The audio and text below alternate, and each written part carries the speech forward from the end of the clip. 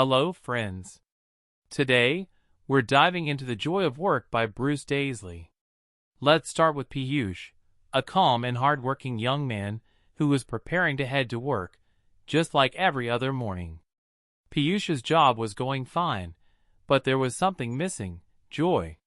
The work environment made him feel burdened, stressed, and exhausted, and he couldn't quite put a finger on why. He often found himself questioning, why didn't he enjoy his work? Why did each morning feel like a struggle to face the office? These were questions that lingered in his mind, and though he didn't yet have the answers, he hoped that one day he might. One day, Piyush found himself at a nearby bookstore. He wasn't much of a reader, but that day, he felt a rare urge to browse. As he strolled through the aisles, a book caught his eye, The Joy of Work by Bruce Daisley. The title alone gave him pause. Could this book offer him the answers he was seeking? Without further thought, he decided to buy it, took it home, and started reading. The very first lesson discussed in the book was the impact of workplace culture. Initially, Piyush thought it might not be relevant to him, but as he read on, he grew more intrigued. Daisley explained the significance of workplace culture, highlighting how the environment we work in can deeply impact our happiness, health, and overall interest in our jobs. This was a revelation for Piyush. To him, work had always been about completing tasks and meeting deadlines, but the book presented a new perspective. Daisley emphasized that when a workplace has a positive culture, people enjoy their work more, collaborate better, and create an atmosphere filled with positivity. However, in a negative environment, work gradually becomes a source of stress and anxiety, where employees feel trapped rather than motivated. One of the key points Daisley stressed was the communication style in workplaces. If people communicate openly and with respect, misunderstandings can be avoided. But if communication is stiff or people feel afraid to speak up, the office can quickly turn toxic. Piyush reflected on his own office, where communication was very formal and reserved. People rarely spoke freely, and if there was an issue, it was often swept under the rug rather than openly discussed. Piyush himself felt hesitant to discuss matters with his manager, fearing his concerns might be misunderstood or disregarded. This hesitation led him to bottle up his issues, which gradually increased his dissatisfaction with the job. Another crucial point Daisley mentioned was team dynamics. When team members work well together, efficiency soars, but when there's friction, productivity suffers. This insight struck a chord with Piyush, who noticed that in his office, people were mostly focused on their individual tasks, and genuine teamwork was hard to come by. Employees would concentrate solely on their own work without much collaboration, which made every project feel like a solo endeavor. Daisley also discussed leadership behavior, noting that a leader's attitude towards their team greatly influences the overall work culture. If leaders support their employees, listen to them, and inspire them, team morale stays high. But if leaders merely issue orders without showing any concern for employee well-being, dissatisfaction quickly creeps in. Piyush thought of his own managers, who rarely cared about the team's motivation or welfare. They were only interested in meeting targets. After reading the first lesson, Piyush gained a clearer understanding of the culture in his office and began to see that his dissatisfaction wasn't merely about the work itself. It was about the environment in which he was working. He realized that if his workplace had been more supportive and friendly, he might have actually enjoyed going to work. As Piyush continued reading, he wondered what he could do personally to foster a more positive work environment. He decided to start by making his own communication style more open. Instead of suppressing his issues, he resolved to discuss them in a constructive way. He also thought about how he could encourage more teamwork within his immediate circle at work, hoping to make his day-to-day experience a little brighter. The Joy of Work by Bruce Daisley gradually showed Piyush that creating joy in work often starts with small changes, from shifting one's own approach to communication to fostering a supportive environment. And while changing an entire workplace might seem daunting, Piyush understood that he could at least begin with himself. Respectfully expressing his ideas to his seniors might not change everything, but Piyush thought it could open his own mind a bit. The next day, he decided to try a small experiment. During lunch, instead of just focusing on his meal, Piyush started a casual conversation with a few colleagues. At first, they were surprised because most people usually stayed focused on their work, even during breaks.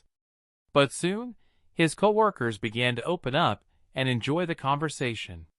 That day, lunch felt more relaxed and interesting, and the atmosphere in the office felt a bit lighter. If you're enjoying our free summaries, don't forget to subscribe to our channel, consider joining as a member, or support us via UPI. Now, let's get back to the summary. After this small experiment, Piyush realized that even tiny efforts could make a workplace feel a bit more positive. He decided to try doing something similar every day to make the office environment friendlier and lighter. Just one small attempt had improved his day. From there, he turned to the next chapter of the book to see what other life tips he could apply. As he read on, he came across a chapter that he felt could impact him even more deeply. Work-life balance. Bruce Daisley, the author, emphasized how many people today blend their work with their personal lives, often to the point of neglecting their own happiness and mental health. Daisley talked specifically about constant connectivity. Modern technology has made work so accessible that people often feel connected to it 24/7, whether in the office or at home. Even after leaving the office, people frequently check their emails or stay mentally involved with work, sometimes bringing that pressure home with them. Daisley believed there should be a clear boundary between work and personal life. Piyush started reflecting on his own habits. Often, he'd take office work home with him, checking emails late at night or planning for the next day. He used to think this was part of his duty, but he hadn't realized how it was affecting his personal life. There were times when he missed out on moments with his family and friends because he was mentally stuck in work. According to Daisley, creating boundaries is essential for a healthy work-life balance. He suggested that when you're at work, you should focus fully on work, but once you step out, you should completely disconnect. Disconnecting doesn't mean neglecting your responsibilities. It means giving your personal life the same importance as your work. This gave Piyush a new perspective. He thought, if I create boundaries between work and personal life, maybe I can live more fully. He promised himself he'd start setting limits. From now on, he decided he wouldn't do any work-related tasks, emails, calls, or anything else after office hours. He wanted his personal time to be truly his own. The next day, Piyush made it a goal to manage his time better at work. He aimed to complete everything during office hours, so he wouldn't have to bring work home.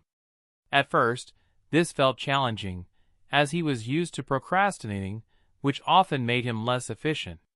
But gradually, he began prioritizing tasks, which allowed him to finish his work within office hours. He noticed that after work, he felt much more relaxed. Where he used to feel mentally entangled in work even at home, now he felt a newfound freedom. He could spend more quality time with his family and pay attention to his hobbies. He even started reconnecting with old friends and carving out personal time on weekends. One day, his friend Samir in the office noticed this change and asked, "Hey, I've noticed you're not available after work hours anymore. What's the story?" Piyush laughed and replied, "Oh, I've just started a new strategy. No more work after the office. I just focus on enjoying my personal time. I read in a book how important work-life balance is, and I thought, why not give it a shot?" This shift in mindset didn't just benefit Piyush. It also inspired his colleagues to think about their own work-life balance. Samir was giving it a try, he said with a hint of surprise. "But don't you think it's risky to disconnect completely from work? In today's connected world, everyone expects us to be available 24/7. Piyush explained, trying to make a point. That's the issue, Samir replied. We've given up control of our lives to work. Have you thought about the toll it's taking on our mental health? Samir agreed that work was essential, but he also knew sacrificing his personal life was not the answer. He said, boundaries are essential to keep our lives balanced. In the long run, we're healthier, more satisfied, and ultimately better at what we do. Piyush pondered over Samir's words, realizing he, too, might need to set boundaries in his own life. Soon, Piyush noticed the change. When he arrived at work, he felt mentally and physically refreshed, his productivity surged, and he completed tasks more efficiently. He noticed that when his mind was clear and free from unnecessary stress, his work quality improved naturally. It wasn't just about working harder, it was about working smarter. The same message echoed in the book Piyush had been reading on the importance of rest and downtime. The book, authored by Bruce Daisley, emphasized how today's hustle culture, where people work nonstop, is reshaping our well-being and attitude toward work. Bruce stressed that taking small breaks during the day and valuing downtime could improve creativity and problem-solving skills. Piyush reflected on his own work habits, realizing he, too, had fallen into the hustle culture trap. He worked long hours, sometimes without a single break, trying to finish tasks as quickly as possible. Lunch breaks and coffee breaks became things he avoided, believing that working more meant achieving better results. But as Dales pointed out, this was a misconception. Without rest, the mind tires and productivity drops. Taking breaks helps refresh the mind, allowing people to approach tasks with greater clarity and efficiency. Dales also highlighted that breaks are not only physically refreshing but essential for mental health. When the mind is relaxed, it becomes more open to new ideas and creative solutions.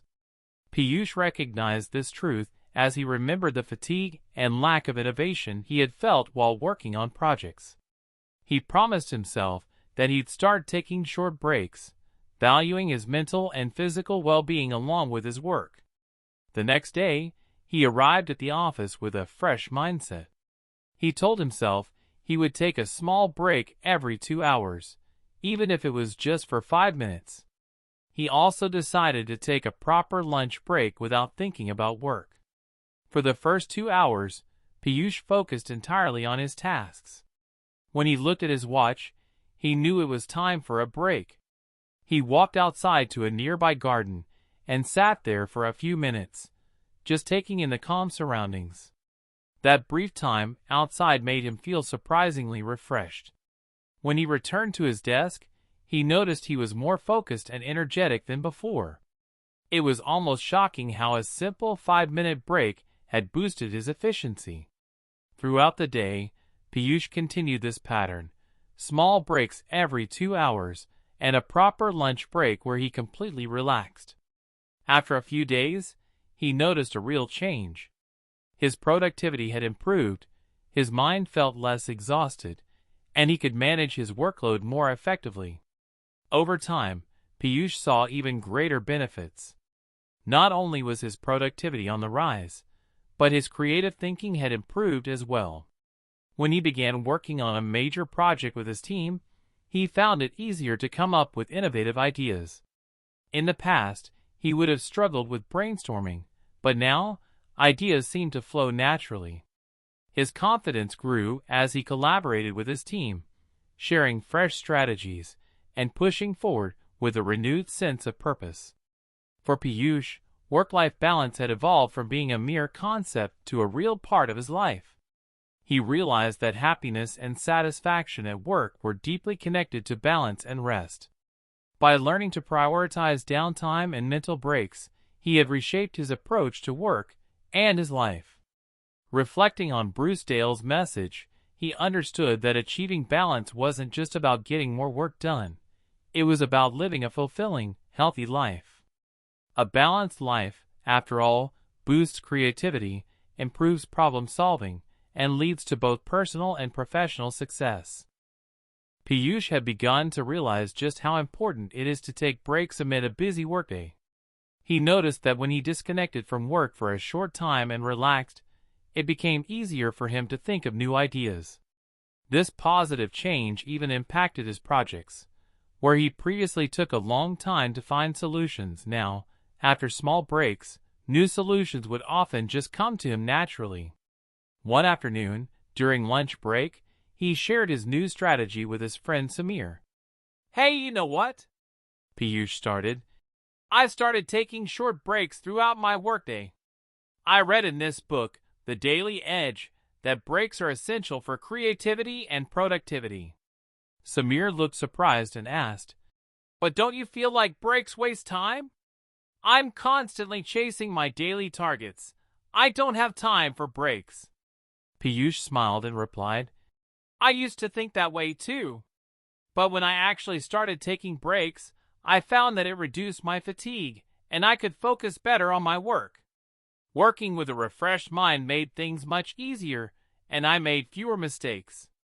According to the book, the habit of non-stop work wears us down and reduces productivity in the long run. Samir thought about it. Maybe Piyush had a point. He realized that he worked non-stop every day and still felt tired quickly. Deciding to give it a try, Samir planned to take small breaks, just like Piyush. As Piyush continued with this new habit, he started seeing more benefits. Where he used to feel exhausted after a day at the office, he now had some energy left afterward. He found himself paying attention to his hobbies, socializing more, and maintaining a healthier work-life balance. He realized that when his mind was relaxed, he found joy in things outside of work as well. Piyush also started to notice a larger trend at work. In modern work culture, people often ignore their need for breaks and rest. The Daily Edge had taught him that peace and rest hold more importance than endless hustle.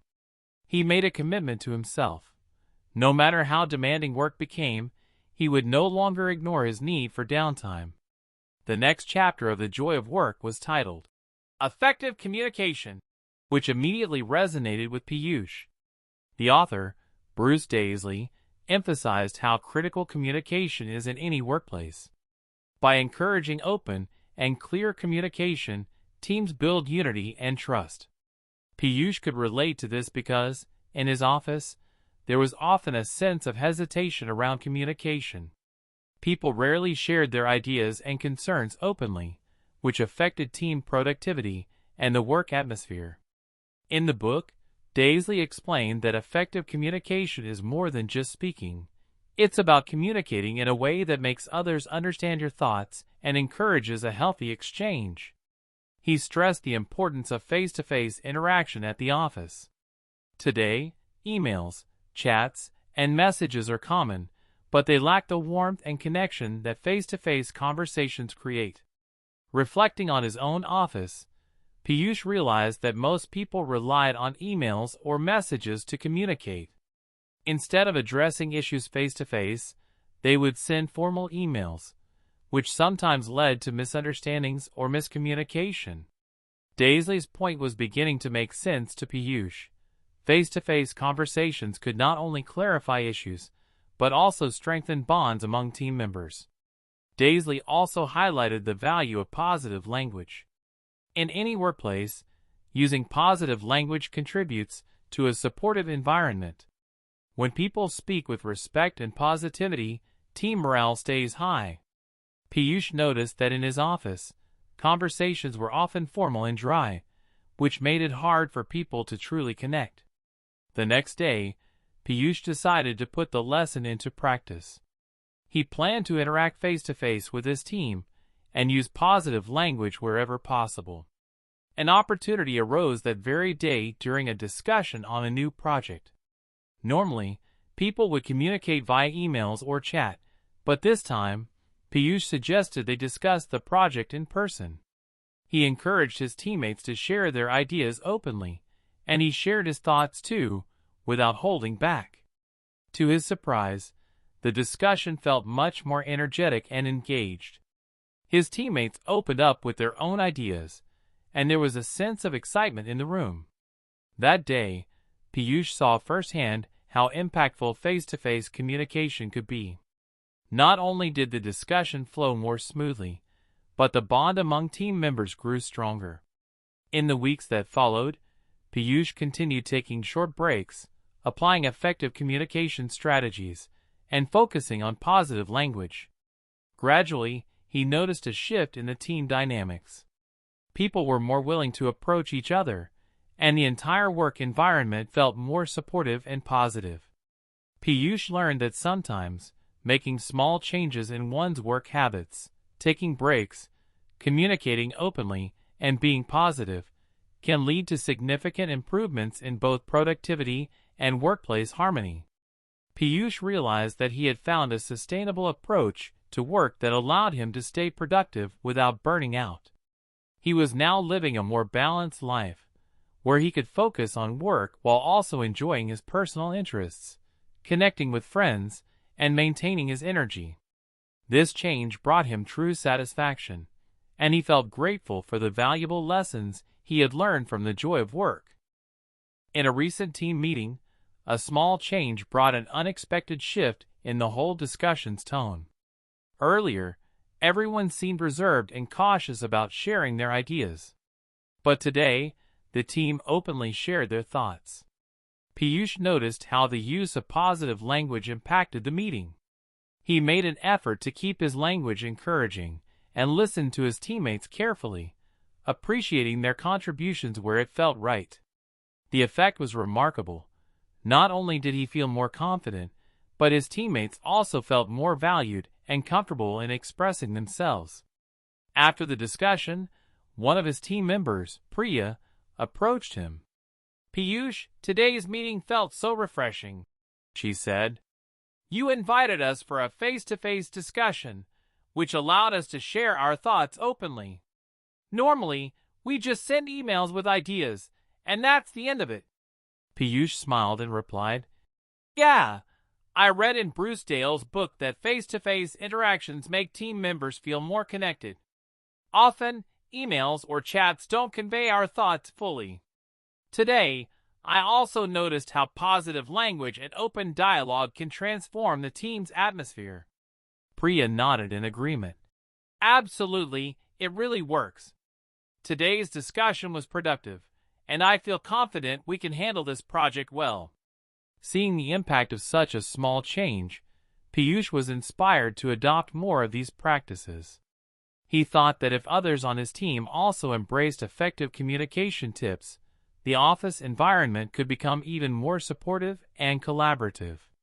He recalled that Dale had emphasized the importance of open dialogue in a healthy team environment, where everyone can share their ideas and concerns without fear of judgment. Piyush observed that, at his workplace, people often suppress their concerns, fearing they might be misunderstood or judged. To change this, he started informal conversations with his team, creating a space where people felt comfortable approaching him and opening up about their issues.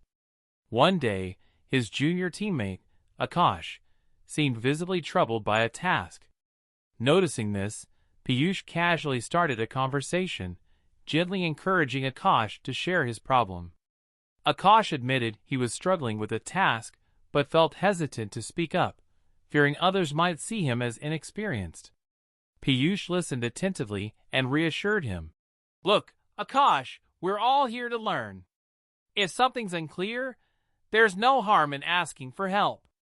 When I was new, I faced similar issues.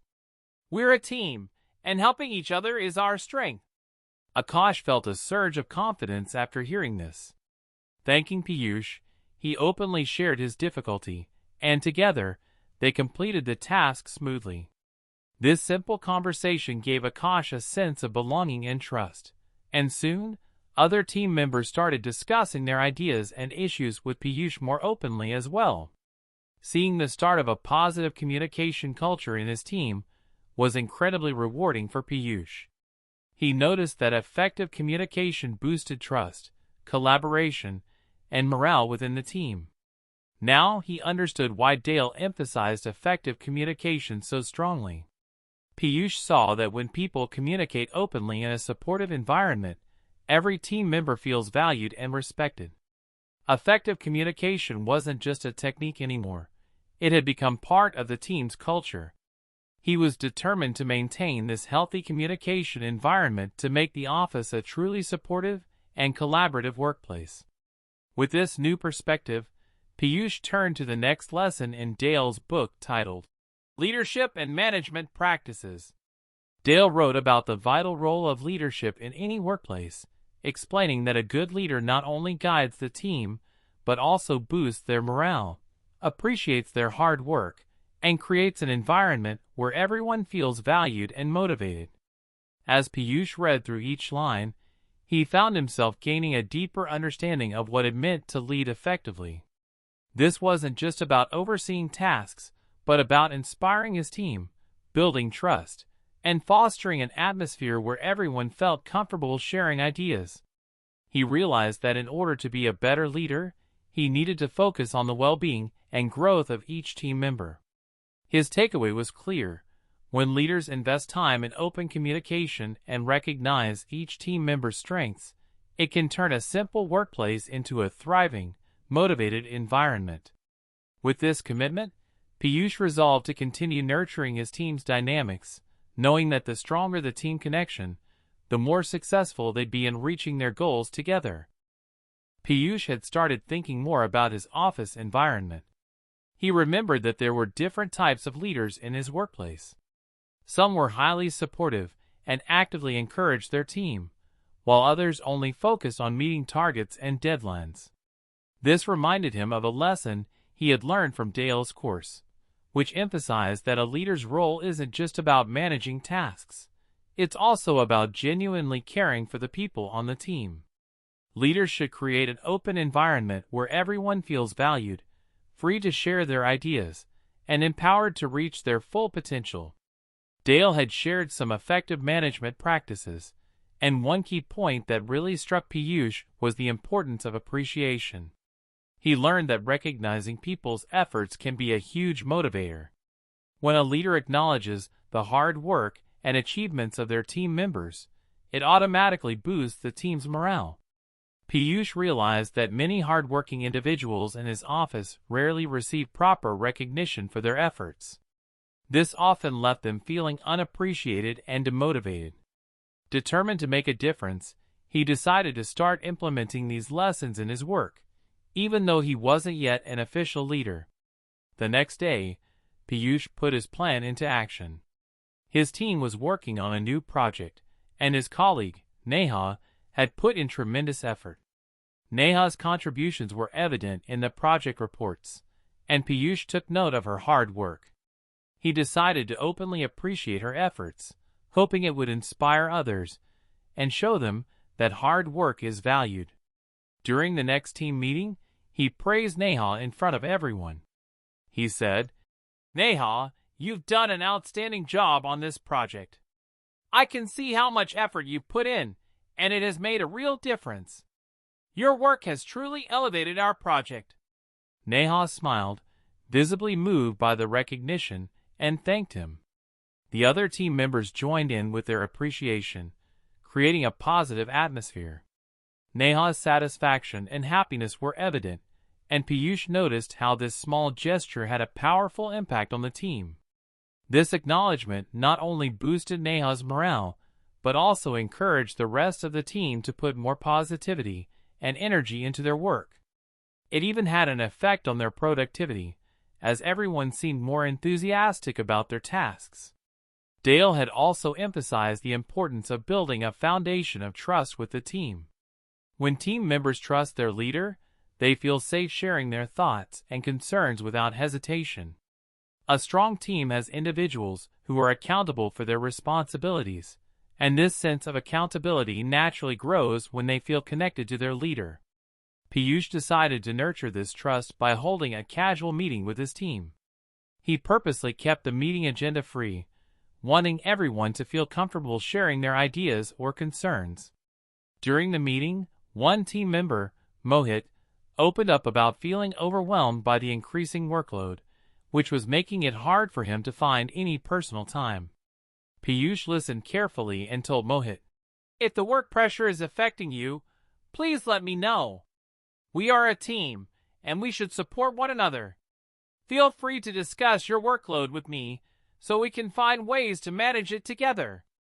Mohit appreciated Piyush's understanding and felt reassured that his concerns were valued. This gesture encouraged other team members to speak openly about their challenges as well, and the meeting became an opportunity for everyone to connect and share their thoughts. After this open conversation, Piyush initiated a new support system within the team. They now had a space to discuss their tasks and challenges freely, and could reach out for help when needed. Piyush began to understand that true leadership means working alongside people, supporting them in their tasks, and fostering an environment where everyone feels respected and valued. He realized that leadership isn't just about hitting targets, but also about creating a workspace where each person feels valued and empowered. Another key insight from Dale's lesson was that effective leaders maintain open and honest communication with their teams. Dale emphasized that good leaders communicate with clarity and transparency. He explained that when leaders engage with their teams with sincerity, it strengthens the team's trust in them. Sometimes, team members feel that their leaders are not truly listening or are indifferent to the challenges they face in their work. Piyush recognized that his own team sometimes experienced these feelings, and he resolved to change that by prioritizing clear, honest communication. He encouraged his teammates, saying, "If anyone has any concerns or ideas, no matter how small, please feel free to share. I want us to be able to communicate openly and address any challenges you're facing." Piyush knew that building trust, valuing efforts, and creating a positive, communicative environment were essential steps toward becoming the supportive team leader he aspired to be. Over time, his team's morale continued to grow, and the workplace became a space where everyone felt motivated, appreciated, and ready to give their best. Through this journey, Piyush learned that leadership is about more than meeting deadlines and achieving targets. It's about supporting people, valuing their contributions, and creating a culture of respect and encouragement. And while he wasn't an official leader, he found that anyone could make a difference by choosing to support others and foster a positive environment. This change in his approach not only benefited his team, but also inspired him to continue growing and leading with empathy and integrity. If there's ever an issue, just talk to me directly. We're all part of the same team, and it's essential to support each other. This simple approach from Piyush gradually started transforming his team. People began sharing their ideas and concerns more openly, knowing that their leader would truly listen, offer the right guidance, and support them. This openness started to change the way his team operated and enhance their overall performance. Slowly but surely, Piyush created an environment where every team member felt valued. By putting in consistent, thoughtful efforts, he built a culture that encouraged respect, open communication, and mutual support. He saw that the leadership practices he read about in Dale's book were genuinely making a difference. This experience taught Piyush a valuable lesson. You don't need a fancy title to be a good leader. Real leadership comes from the heart, supporting your teammates, and creating a healthy work environment. Piyush realized that the mark of a good leader is reflected in the success of their team. When team members feel valued, motivated, and genuinely appreciated, they naturally deliver their best work. With this new understanding, he made a commitment to maintain this positive leadership approach, ensuring his team stays motivated, dedicated, and inspired. So friends, this was today's book summary on leadership. How did you like it? Please let us know in the comments below, and thank you for listening all the way through.